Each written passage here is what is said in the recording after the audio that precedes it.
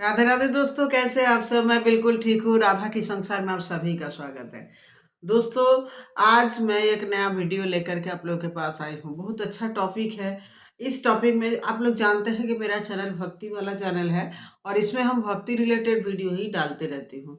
तो जो भी मेरा आज कहना है, हम लोग जानते हैं कि भक्ति जब हम लोग करते हैं तो हम लोग के मन में बहुत सारा प्रश्न आता है कि हम इतने साल से भक्ति कर रहे हैं, ठाकुर जी का सेवा भी कर रहे हैं, नाम जप भी कर रहे हैं, लेकिन उतना कुछ खास फर्क नहीं पड़ा जीवन में, उतना कुछ खास जीवन में हो नहीं रहा है।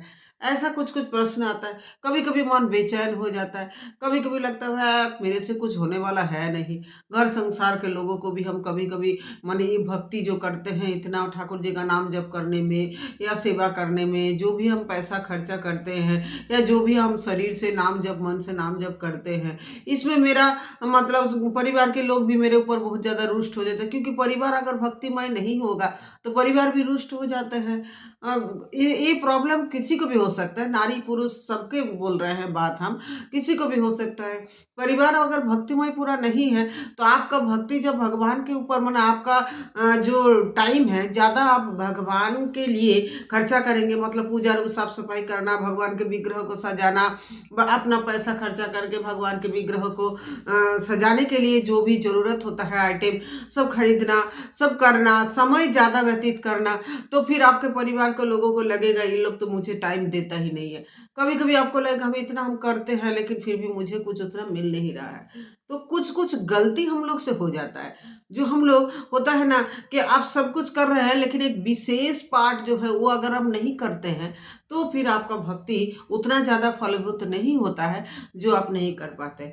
या इस प्रश्न का भी उत्तर आज इस वीडियो में मिलेगा कि अगर आपके पास उतना मतलब धन अवेलेबल नहीं है जिसके लिए जो लेके आप ज़्यादा भक्ति दान धर्म कर सकता है और वो आपके पास उतना नहीं है, तो फिर आप क्या कर सकते हैं, कैसे आप भक्ति कर सकते हैं कि आपका भक्ति फलीभूत हो और आपका मन प्रसन्न हो, मन में आनंद छा जाए, इतना आपका हो जाए। तो इस विषय को लेकर के आज मेरा ये वीडियो है। देखिए, हम लोग जानते हैं ना कि भक्ति का कुछ अंग है। क्या का अंग है? जो नवधा भक्ति हम लोग बोलते हैं, भक्ति का 9 अंग है। भक्ति का श्रवण कीर्तन भजन अर्चन दास्व, ये जो सब है, स्मरण, ये सब जो है भक्ति का 9 अंग है। तो भक्ति का ये जो 9 अंग है भक्ति के जो 9 अंग है, हम लोग तो देखिए श्रवण मतलब हम लोग कहीं भी भागवत कथा होते हैं तो सुनते जाते हैं, या यूट्यूब में हम लोग बहुत बहुत भक्त के या जो वैष्णव है या जो आचार्य है सबके मुंह से हम लोग श्रवण करते हैं। श्रवण में तो उतना कमी नहीं हो रहा है। और सेवा भी ठाकुर जी का जो घर में विग्रह रखे, चित्रपट रखे, सेवा भी करने का कोशिश करते हैं, मतलब अर्चन हो गया, सेवा हो गया और भोग लगाना, सब कुछ करते हैं। लेकिन एक चीज़ हम लोग कभी कभी छोड़ देते हैं। वो चीज़ क्या है ना? स्मरण। हम लोग को क्या करना है? ये भक्ति का ये है एक विशेष अंग। ये क्या है? स्मरण। मतलब आप सब कुछ करो लेकिन मेन पार्ट एक को अगर छोड़ दो तो क्या होगा ना, आपका पूरा नहीं होगा। जिस टाइप से हम आपको एक एग्जांपल से समझाना चाहते हैं।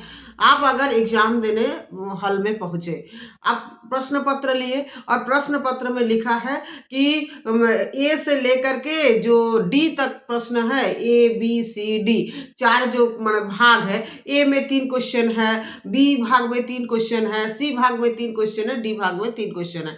आपको लिखा गया है आपको कोई भी 3 प्रश्न का उत्तर अवश्य देना है, लेकिन बी भाग का जो प्रश्न है वो आपको अवश्य करना होगा। आप तो पढ़ लिए हैं कि ए से लेकर डी तक आपको 3 क्वेश्चन करना है, आप ठीक से पढ़े नहीं कि बी का क्वेश्चन आपको अवश्य करना होगा। तो आप क्या किए? ए सी डी कर दिए, क्योंकि डी वाला क्वेश्चन बी से भी इजी था तो आप कर दिए ए सी और डी, बी को छोड़ दिए। अभी आप जब प्रश्न पत्र लेकर के परीक्षा दे करके बहुत खुश हो गए कि हम तो सब कुछ कर लिए, बहुत अच्छा से मेरा प्रश्न पत्र आंसर हम लिख दिए, बाहर निकले, उसी समय कोई दोस्त आपका निकला और वो आपसे पूछा कि अच्छा तुम बोलो तो रे, ये वाला बी वाला क्वेश्चन का, ये जो बी वाला में 3 क्वेश्चन है, इसमें से लास्ट वाला क्वेश्चन का तुम क्या लिखे हो आंसर? उतना हमको इसमें मतलब कंफ्यूजन है, हमको लग नहीं रहा है कि हम सही लिखे, तुम क्या लिखे हो इसमें? तब आप क्या बोलेंगे? अरे बी का तो हम किया ही नहीं है, क्योंकि हमको भी लग रहा था ये ठीक से आंसर हम नहीं दे पाएंगे शायद, तो बी को हम छोड़ दिए हैं, हम तो ए सी और डी किए। तब तो बोल रहे अरे तुम तो गलत कर दिया। बोले कैसे? ना देखो तुम ऊपर वाला हेडलाइन पढ़ के, उसमें तो लिखा है कि ए से लेके डी तक का क्वेश्चन जो है ये पूरा करना है, लेकिन बी का क्वेश्चन तो अवश्य करना है। मतलब ए, सी और डी में तुमको एक छोड़ सकता है, लेकिन बी को नहीं छोड़ सकता, ये तो लिखा। तो बोले हाय राम, हम भले एक बी में जो तीन ठो क्वेश्चन है ना, हर सेक्शन में 3 क्वेश्चन है, तो हम भले एक क्वेश्चन शायद अच्छा से नहीं हो पाता, लेकिन हम बाकी 2 तो बहुत अच्छा से हमको आता। अब तो मेरा बी का क्वेश्चन छूटा, मतलब हमको तो पूरा बी का नंबर ही गायब हो गया। मेरा ए, सी, डी में कोई एक क्वेश्चन तो मिस, मतलब चेक ही नहीं करेंगे। कोई भी 2 क्वेश्चन जो मिस को अच्छा लगेगा, टीचर को अच्छा लगेगा, वो चेक करेंगे, और बाकी क्वेश्चन हमको तो नंबर ही नहीं मिलेगा। तब आपको क्या लगा? हाय हाय, मेरा मतलब थोड़ा सा हम अच्छा से नहीं पढ़े और इसीलिए मेरा जो है आंसर छूट गया। तो यही चीज होता है हम लोग कभी जीवन में। हम लोग भी भक्ति करते हैं, लेकिन भक्ति करते करते जो मेन अध्याय है नवधा भक्ति में 9 तरह का जो भक्ति है, जिसमें से आप कोई एक भी पकड़ सकते हैं, कोई 2 भी ले सकते हैं, 3 भी कर सकते हैं, चाहे आप 9 का 9 भी कर सकते हैं। लेकिन जो मेन अध्याय है ना, मेन अंग है ना भक्ति का, वो है स्मरण, माने याद। हमको हमेशा भगवान का याद करना होता है। अगर हम भगवान का बाकी सब अंग नवधा भक्ति का कर लेते हैं, लेकिन ये मतलब यांत्रिक तरीका से हो रहा है, मतलब समझ रहे हैं, शरीर से हम कर रहे हैं, मतलब शरीर से सुबह सुबह उठ करके नाम जप करने का नियम है, 16 माला जप करना है, सुबह सुबह उठ करके जल्दी नहा लिया, अरे जल्दी जल्दी करना है, 16 माला जप करना है, ड्यूटी भी जाना है, या लेडीज है तो बड़े बच्चा लोग को खाना देना है, ऑफिस में ऑफिस के लिए टिफिन बनाना है, तो जल्दी जल्दी 16 माला करना है, और जल्दी जल्दी नहा के बैठ गए और अब आसन लेकर के और हरे कृष्ण कृष्ण कृष्ण राम राम राम राम राम राम। मतलब हमको क्या है कि जल्दी जल्दी हमको 16 माला कंप्लीट करना है। इसमें हम भगवान को याद कितना देर किए? जितना देर हम 16 माला जप किए या नाम ध्यान किए। क्योंकि मेरा अंदर में ये चल रहा था कि हमको जल्दी जल्दी करना है, 16 माला हमको कंप्लीट करना है, बाकी काम भी मेरा पड़ा हुआ है, हमको बाकी काम भी करना है। तो याद हम भगवान को कितना देर किए, बस गड़बड़ हम लोग का इसी में हो जाता है। या दिन भर में हमको अभी अभी भगवान को ये बनाना है, भोग लगाना है, वो बनाना है, भोग लगाना है, और जेन से तो पैसा कमाना है, करना है, तो ये कर इतना हम कर रहे हैं, लेकिन भगवान को याद कितना देर कर रहे हैं, ये बहुत जरूरी है।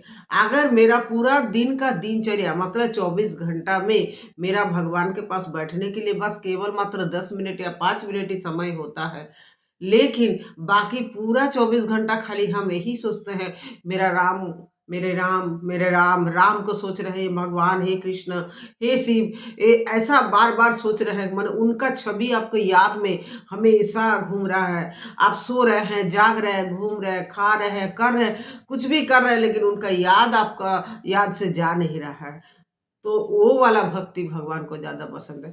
भगवान ये नहीं देखते आप कितना परसेंट आपका इस शरीर का जो क्रिया है ना, ये शरीर का क्रिया आपको शरीर को शुद्ध कर सकता है, लेकिन आत्मा को शुद्ध करने के लिए, आत्मा को परमात्मा से मिलाने के लिए, वो आत्मा में भगवान का याद मानसिक रूप में बहुत ज़्यादा होना चाहिए।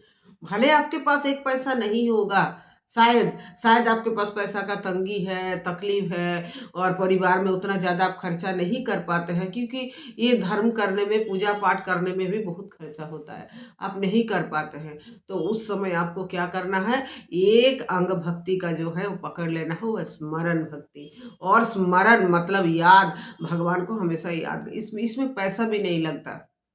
आप सुबह उठिए, उठ करके भगवान के आसन में आपको मन होता है कि बहुत अच्छा अच्छा पोशाक पहने, आप मानसिक रूप में सोचिए कि अब आज मैं एक पोशाक सिलाई करती हूँ या करता हूँ, मुझे इसमें गोटा लगाना है, ऐसा लेस लगाना है, इस टाइप का मुझे हार चाहिए, मुझे ये सब भगवान को पहनना है, आज भगवान के लिए कुछ अच्छा सा भोग बना लेती हूँ। बस ऐसा कर करके आप अगर निष्ठा से भगवान को याद कर करके अगर आप करते हैं, तो वो भोग भगवान ग्रहण करते हैं, वो सेवा भगवान ग्रहण करते हैं। क्योंकि भगवान बोल रहे हैं, जाकी रहे भावना जैसी, प्रभु मूरत देखे ऐसी। अगर हम भावना में भगवान को देख लेते हैं, तो भगवान उस टाइप का होकर के आपके पास, आप अगर भगवान के साथ खेलते हैं, आप अगर कभी आपको याद हो रहा है कि हम राधा गोविंद को झूला में बैठे हैं और हम झूला झूला रहे हैं, हम निधि वन में बैठे हुए हैं, निधि वन, तो आप उस समय निधि वन में होते हैं और भगवान को आप झूला झूलाए होते हैं, क्योंकि आपका भावना प्योर होना चाहिए।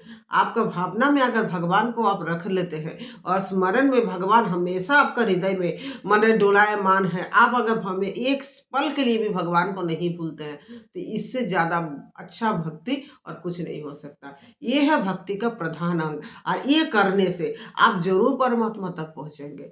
आपका आत्मा जरूर परमात्मा तक पहुँचेंगे। आपका भावना जब भगवान तक पहुँचता है, भगवान उसको स्वीकार करते हैं, भगवान उसको ग्रहण करते हैं। इसका बहुत सारा उदाहरण है। जैसे कथा में सुने हैं ना, एक सेठ थे और वो बहुत कंजूस था, और वो सेठ एकदम नहीं मतलब यूज वो पैसा का खर्चा नहीं करना चाहता था। अब एक साधु के मुंह से सुन लिया, पूजा करने में मन उसका होता था लेकिन पैसा खर्चा करना नहीं चाहता था। एक साधु के पास जाकर के बोला, गांव में एक साधु आए हुए थे कि हमको भक्ति करने का मन तो होता है लेकिन पैसा खर्चा नहीं कर सकते। तो साधु ने उसको क्या बोले, अच्छा ठीक है कोई बात नहीं, तुम भक्ति करो, तुम मानसिक भक्ति कर लो, मतलब तुमको कुछ नहीं करना है। तुम पूजा रूम में सुबह सुबह जाओ, आसन लेकर के बैठो, मन में सोचो कि हम गंगा नहाने गए, गंगा से जल लेके आए, प्रभु को हम स्नान करा रहे हैं, प्रभु को हम वस्त्र पहना रहे हैं, प्रभु को हम इत्र लगा रहे हैं, प्रभु को महंगा से महंगा इत्र लगाओ, प्रभु को हम भोग लगा रहे हैं। बस कुछ तुमको देना नहीं है, करना नहीं है, खाली मन में सोच लो, हो जाएगा भक्ति। लेकिन भक्ति का धारा जो है, ये मानसिक भक्ति का धारा टूटना नहीं चाहिए। ये तुमको एकदम नियमित रूप से करना होगा, और 12 साल तक तुम निरंतर ऐसा भक्ति करते रहो, भगवान तुम्हारा भक्ति जरूर स्वीकार करेंगे और भगवान तुमको अवश्य फल देंगे। अब वो सेठ अभी शुरू कर दिया ऐसे भक्ति। अब भक्ति ऐसे जब शुरू कर दिया, वो निरंतर ऐसे डेली सोचता था, जैसे उनको साधु समझा के गए थे, वो डेली कर रहा था। ऐसे करते करते करते करते उसका 10-11 साल बीत गया। अब उसका भक्ति ना मन में से एकदम, वो जो सेवा वो मानसिक रूप में करता था, वो उसको प्रत्यक्ष दिखने लगा कि गंगा नहाने गए, गंगा जल लाए, से पोशाक पहनाए, इत्र लगाए, फूलों का हार पहनाए, गहना पहनाए, सेवा किए, सब उसको देखने माने प्रत्यक्ष उसको दिखता था। अब एक दिन वो लगा रहा था दूध का भोग, दूध गर्म किया और गर्म करके उसमें चीनी डाला। सोचा कि भगवान को तो मीठा छोड़ के अच्छा लगता नहीं है, चीनी डालते हैं, लेकिन चीनी डाल दिया। भोग लगाने जा रहा है, तब उसको सेठ का कंजूसी का स्वभाव था। अब वो सोचा कि चीनी थोड़ा ज़्यादा ही डाला गया, अगर ये चीनी थोड़ा सा उठा लेता हूँ, क्योंकि ये चीनी बाद में मुझे फिर दूसरे दिन काम में आएगा। अब उसके पास ना कटोरी था ना दूध था, सचों का तो कुछ नहीं था, अब कुछ था नहीं, वो सब कुछ लेकर के उसमें डुबाने गया। उसमें से उसी में से मानसिक रूप से वो हाथ लगा के ऐसे उठाने गया, और जैसे ही उठाने गया उसका लगा क्या, भगवान आकर के उसका हाथ पकड़ लिए कि ना तेरे पास दूध है, ना कटोरा है, ना चीनी है, तो काय बात का तुम ऐसे दूध। अब भगवान क्या उसका हाथ इसलिए पकड़े कि वो चीनी उठा रहा था? नहीं, भगवान को लगा कि ये 12 साल तक कंटिन्यू मानसिक रूप में मुझे ऐसे सेवा करता है, इसका सेवा में कोई खाद नहीं है, मतलब इसका सेवा में कोई मतलब प्योर सेवा है इसका। तो भगवान उसको दर्शन देने के लिए आए। अब सेठ का हृदय परिवर्तन हो गया, भगवान को छू के, भगवान का स्पर्श पाके उसको लगा कि अगर हम मेरा ये मानसिक सेवा जो हम मैंने कभी एक पैसा खर्चा किए बिना किए हैं, उसमें भगवान प्रसन्न होकर मुझे दर्शन दे सकते हैं, तो अगर हम साक्षात सेवा करेंगे तो क्या होगा। सेठ का हृदय परिवर्तन हो गया, और सेठ उसके बाद से सारे धन संपत्ति प्रभु का सेवा में ही मतलब नियोग किए। तो ये होता है सेवा। हम लोग सब कुछ कर लेते हैं, लेकिन अगर हम मेरा याद में भगवान नहीं है, मेरा स्मरण में, नवधा भक्ति का मेन होता है ये स्मरण। ये शरीर में प्राण है तो शरीर चल रहा है, जिस दिन ये शरीर में प्राण छूट जाएगा उस दिन ये शरीर कीड़ा मकोड़ा, बदबूदार और गंध वाला हो जाएगा। ये शरीर में कहाँ से चींटी कीड़ा मकोड़ा आकर के शरीर को खाना शुरू कर देगा। तो इसी प्रकार नवधा भक्ति जो है, नवधा भक्ति का सभी अंग श्रेष्ठ है, लेकिन उसमें से भी श्रेष्ठ है केवल मात्र स्मरण भक्ति। स्मरण भक्ति सभी जो नवधा भक्ति का अंग है, सभी को इकट्ठा करके मुट्ठा जैसा रखा है। ये स्मरण के बिना सभी भक्त छिन्न भिन्न है। तो हम लोग को क्या करना चाहिए, सबसे ज्यादा याद करना चाहिए भगवान के भक्ति में, भगवान को याद करके भक्ति कर। हम सेवा करें, हम भोग बनाए, हम उनको पोशाक धारण कराए, हम उनका घर मार्जन करें, हम झाड़ू पोछा करें, हम कुछ भी करें, हमेशा याद में ये रहना चाहिए हम लोग को कि मेरा गोपाल को, मेरा भगवान को, मेरा राधा राजू को, मेरा लाडली जू को ये गंदा घर पसंद नहीं है, मेरा लाडली जू को ये गंदा खाना टेस्टी वो चाहिए तो खाना टेस्टी बनाना होगा, मेरा लाडली जू को ये पसंद है, मेरा लाडली जू को ये पसंद है, मेरा श्यामा जू को ये पसंद है, मेरा राधा रानी को ये पसंद है, मेरा गोविंद को ये पसंद है। अगर हम भोग लगाएंगे तो राधा रानी पहले ग्रहण करेंगे, राधा रानी को अगर वो भोग पसंद नहीं आया तो श्याम जू को भोग देंगे ही नहीं। तो हमको ऐसा बनाना होगा कि मेरा लाडली जू को पसंद आए, मेरा लाडली जू पहले टेस्ट करेंगे, उनको अगर अच्छा लगता है तो श्याम जू पा जाएंगे। तो ये जो सोच मन में है कि हर विषय में अपने आप को उनके लायक बना देना और सोच में हमेशा उनके लिए रखना, सोच हमेशा उनके लिए रखना, तो ऐसा करते करते देखिएगा आपका जो भक्ति है वो फलभूत होने लगेगा और आपका जो जीवन है वो भक्तिमय पूरा बन जाएगा और आपको देखते देखते आपका परिवार का सभी का जीवन भक्तिमय बन जाएगा। राधे राधे। कैसा लगा ये वीडियो? अच्छा लगा है तो चैनल को लाइक कर दीजिएगा, सब्सक्राइब कर लीजिएगा, क्योंकि ऐसे ही अच्छा अच्छा टॉपिक और वीडियो लेकर के मैं आप लोगों के सामने हमेशा आती रहती हूँ। राधे राधे। जय श्री कृष्ण। हरि बोल।